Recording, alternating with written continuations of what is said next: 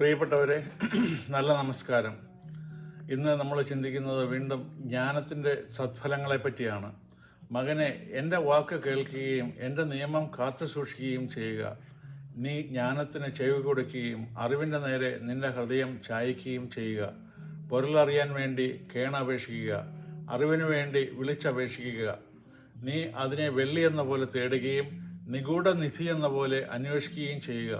അപ്പോൾ നീ ദൈവഭക്തി എന്തെന്ന് ഗ്രഹിക്കുകയും ദൈവത്തെക്കുറിച്ചുള്ള അറിവ് നേടുകയും ചെയ്യും. എന്തെന്നാൽ ദൈവം ജ്ഞാനം നൽകുന്നു. അവിടുത്തെ വചനത്തിൽ നിന്ന് അറിവും വിവേകവും പുറപ്പെടുന്നു. അവിടുന്ന് സത്യസന്ധർക്കായി അന്യൂനമായ ജ്ഞാനം കരുതി വയ്ക്കുന്നു. ധർമ്മിഷ്ഠർക്ക് അവിടുന്ന് പരിചയമായി വർത്തിക്കുന്നു. അവിടുന്ന് നീതിയുടെ മാർഗങ്ങൾ സംരക്ഷിക്കുന്നു. തൻ്റെ വിശുദ്ധരുടെ വഴി കാത്ത് സൂക്ഷിക്കുന്നു. അപ്പോൾ നീ നീതിയും ന്യായവും ധർമ്മവും എല്ലാ വഴികളും ഗ്രഹിക്കും. ജ്ഞാനം നിന്റെ ഹൃദയത്തിൽ നിറയുകയും അറിവ് ആത്മാവിനെ ആഹ്ലാദിപ്പിക്കുകയും ചെയ്യും. ഇതിനെക്കുറിച്ച് നമുക്ക് കൂടുതലായിട്ടൊന്ന് ചിന്തിക്കാം.